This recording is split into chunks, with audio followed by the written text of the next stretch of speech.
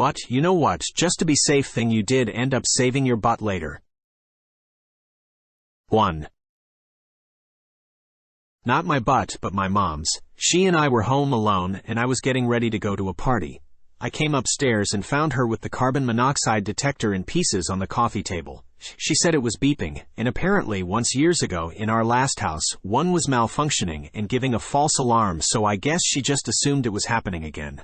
I shrugged it off and continued getting ready. At me, she was insisting it was fine. After some arguing with her, I said, "No, we are calling the fire department."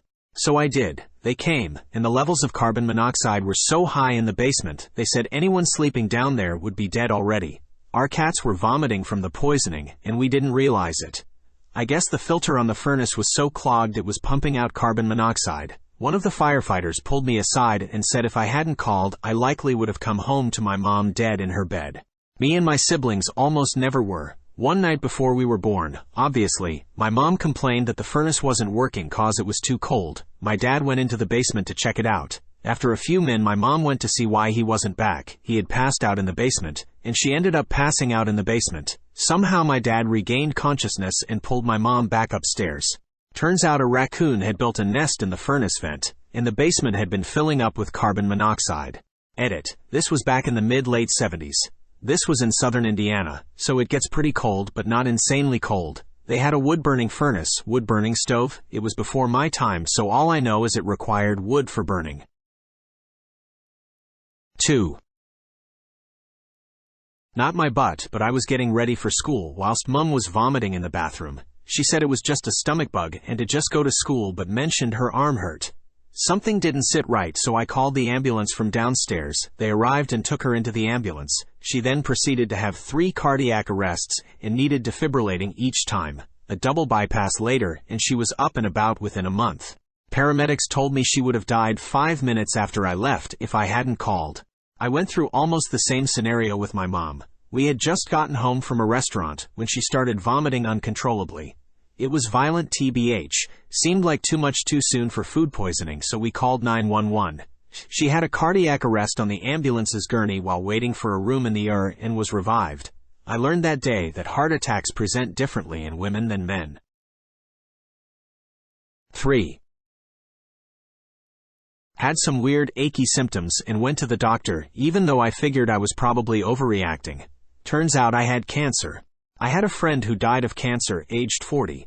Whenever I feel embarrassed or that I'm overreacting about a possible issue, I imagine how much she would yell at me for not getting something checked out for a stupid reason.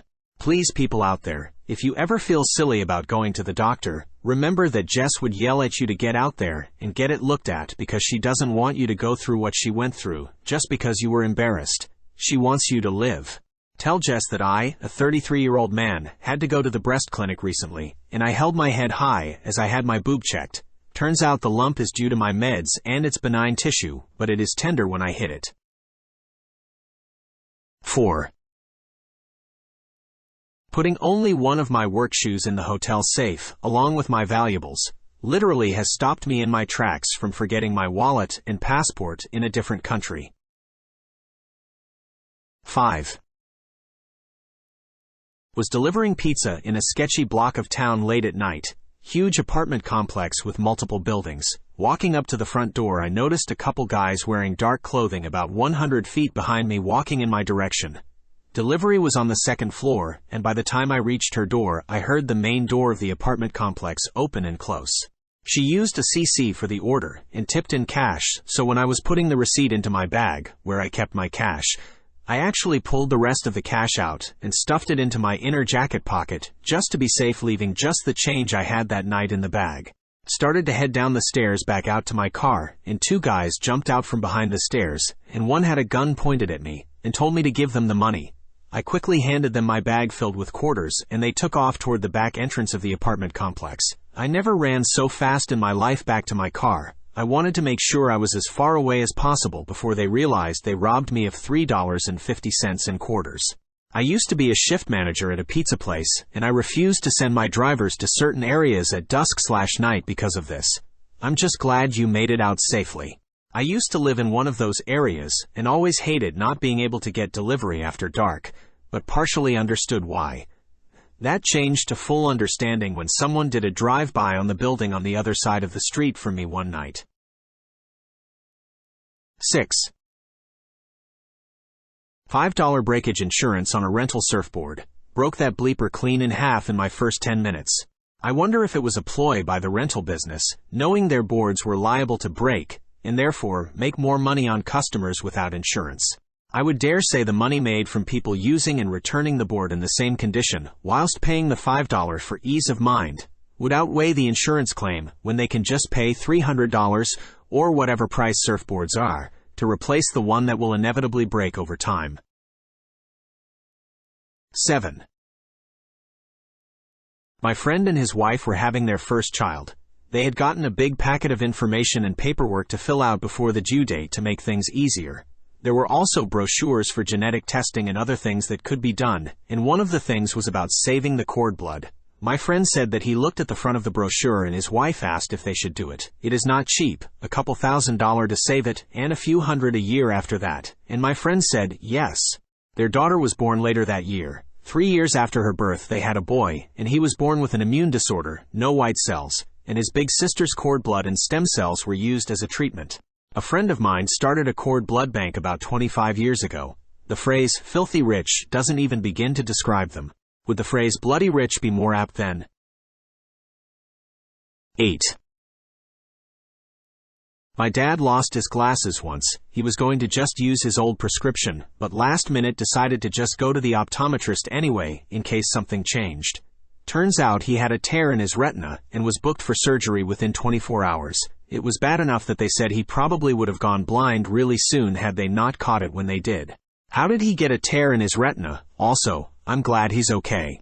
When you're short-sighted, it's because your eyeball is not the right shape. It's not a ball, it's an egg shape, and the more short-sighted you are, the more out of shape it is. This stretches the retina, and it can just tear by itself. It's something like people generally have a lifetime risk of 1 in 100,000 of it happening, but past a certain prescription, it's 1 in 1,000. It can happen to anyone because the human body isn't perfect, so everyone should look out for a sudden increase in floaters, flashing lights, or it seeming like there's a sudden curtain pulled over your vision. These are signs of retinal detachment, and you need to go to the emergency room immediately, as there's only a small window, I've been told 24 hours, in which they can try to fix it, otherwise you'll lose vision in that eye. 9. Lived in Baltimore at the time, pulled up outside my place after getting off a late shift and had to get a backpack out of my trunk before going in. I noticed a group of teenage kids hanging out on the corner and thought, nope. Called my roommate to come watch me walk to the door. About 10 minutes later a girl comes running down the street bleeding, saying she got jumped by the group of kids for no reason. Stay alert out there, y'all. I was in a similar situation a few years ago, and I decided to ignore my gut. And you know what happened? I got jumped and mugged. If something feels off, there's a good chance it is. Everybody should read The Gift of Fear. It's sometimes hard to listen to that gut feeling, because we feel the need to stay polite and unfazed in public, even when our gut is telling us to run away. This book helped me legitimize that gut feeling. It's written by Gavin de Becker. 10. Was watching my toddler nephew, and he'd found a metal straw somewhere in the house and started playing with it. He was just tapping stuff and waving it around, but I just read a story on Reddit about a woman who got completely bleeped up by a metal straw when she fell and it impaled her face, so I took the metal one from my nephew and gave him a soft, squishy silicone one to play with instead. I'm not exaggerating when I say less than 5 minutes later, he fell as toddlers do, and I saw the silicone straw all smushed into his cheek. I had to just sit for a while after that, lol. I have an irrational fear of getting stabbed in the eye with a straw. I'm cautious with fast food straws in the car. Whoever invented the steel straws is a psychopath. I spent $25 on a set of silicone straws and I use them every day without fear. I've been using glass straws like an idiot. Imagine one of those breaking in your mouth. 11.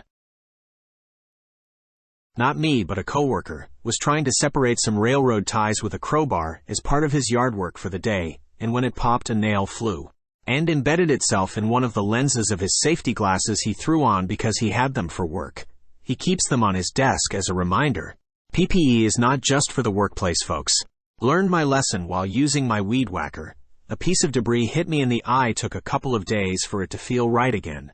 I work in construction. I insisted that my 12-year-old wear safety eyewear when doing yard work. Took a small jagged rock to the glasses once, scared the bleep out of him. He's 17 now and puts on the goggles every time he mows or does the edging. Good egg, that one.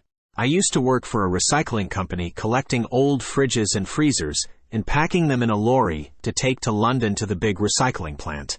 Picking up fridges was heavy work, and an average of around 135 plus fridges a day we'd collect and have to lift into the lorry.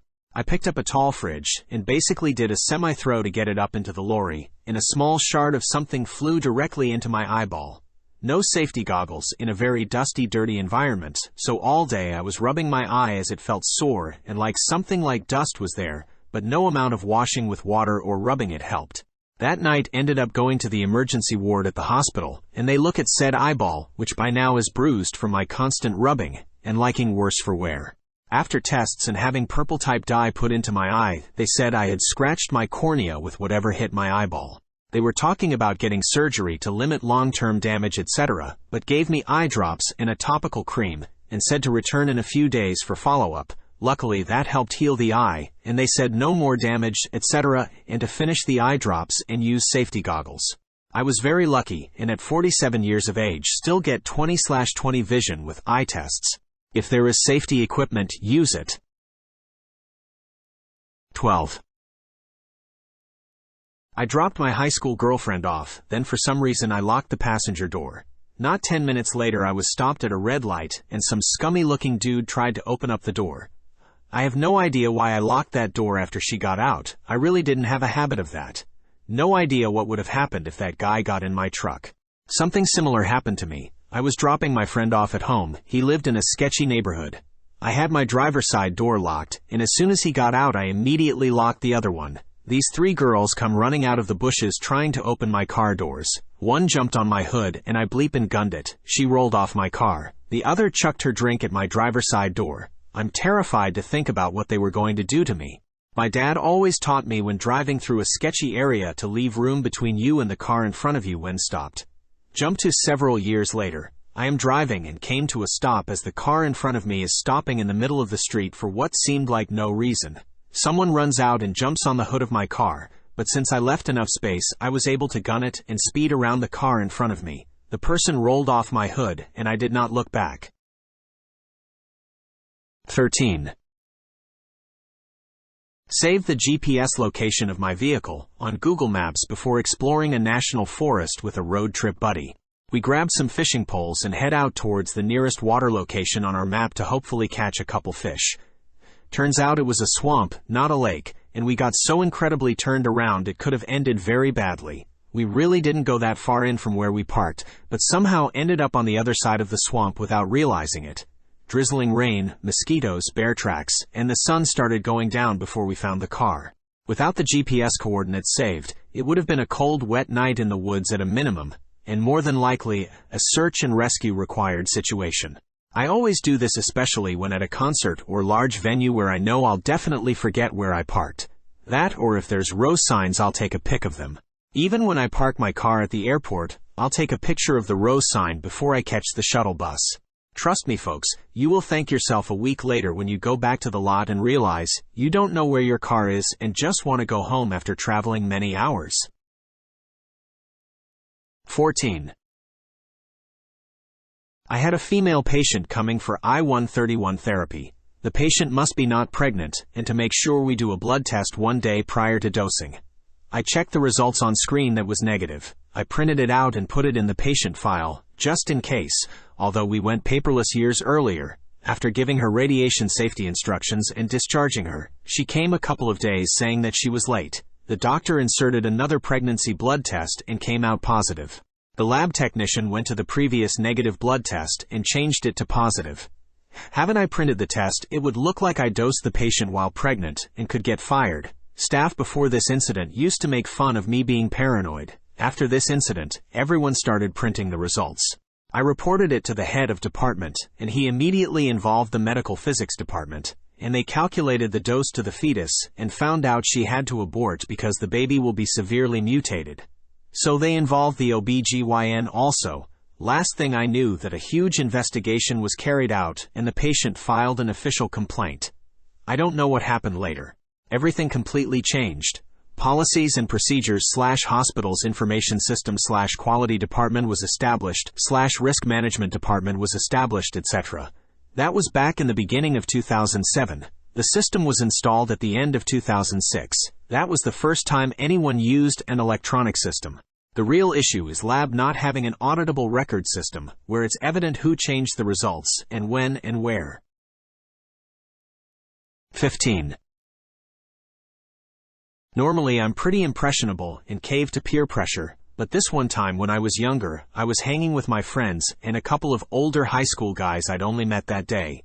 The girls were all fawning over them, but I could tell they were idiots. When they all wanted to go for a drive with the guys, I thought, nah, I don't trust these guys, and I think it's best I just call my parents and go home. I got a call the next morning from one of the girls who was a passenger. One of the high school boys was driving. They'd had a serious crash, and one of the girls wasn't wearing her seatbelt and hit her head on the dash and was in a coma for 6 months. She was in intensive care and rehabilitation for years. Still can't believe of all the days I decided not to go with the flow, it probably saved my life. Terribly sad about my friend. We were really close, but she never came right, and her personality changed. I still wonder how successful she might have been, and if we'd still be friends if that hadn't happened to her. Really sad. Similar story here. 3 older kids were going out drinking one night, and my girlfriend invited me to go with them. I decided to stay home that night. They went drinking and driving. They crashed around midnight in the middle of winter. My girlfriend was laying in the snow for 8+ hours until she was found by a bus driver. She was paralyzed from the waist down. The 2 guys were killed in the crash. Very graphic scene. Very awful deaths. Never ever drink and drive. 16. Snow chains at the bottom of the mountain. A bunch of cars passed me on a clear road on the way up with several warnings all the way up. I saw a local throwing on chains with no snow in the area. I decided to be safe and put them on. 30 minutes later I was in one of the worst snow driving conditions I've ever seen. Whiteout conditions in a snowstorm that eventually resulted in the complete shutdown of the roads. I passed car crash after car crash with just enough traction to feel somewhat comfortable moving 15 miles an hour. Anyone heading to Tahoe needs chains and chains that fit. Don't bleep around. I don't care if you have a 4-wheel drive. Driving through Tahoe and Mammoth during snowstorms is no joke. Literally sunny with no clouds to blinding white darkness in an hour. Edit. One more thing. If you find yourself near Heavenly and Siri sends you to a snowed-over hill that feels too steep, turn around. Unless you have the right setup, you aren't gonna make it. Snow chains or not, you will slide. Just take the Haraz gondola if it's that bad. If you don't already have your own gear, try another resort. Heavenly is uniquely bad for rentals and beginners in general. If a local that is used to driving in the snow is putting on chains, you know that bleep is going to be bad. This advice is also good for swimming at a beach, particularly on islands. If locals aren't swimming at it, you didn't just discover a secluded beach. It's likely life-threateningly dangerous. The ocean is relentless and doesn't care if you've just made a mistake. 17. Backing up computer files onto an external drive on a regular basis. Power goes out one afternoon, and I was the only one not profusely sweating. Investing in a UPS is also a good idea too, as extra security. You get a few minutes of battery to safely shut down everything. I had a hard drive just randomly die on me one day, went to bed and it was fine. Turned on my computer in the morning and it was dead. Would have lost over a decade of pictures, videos, etc. if I hadn't been backing my stuff up. Edit. A number of comments have pointed out that data recovery from dead hard drives is possible. Yes, it does, but it can be time-consuming, expensive, and not guaranteed. Having an automatic backup meant I could easily just download my stuff onto a new hard drive.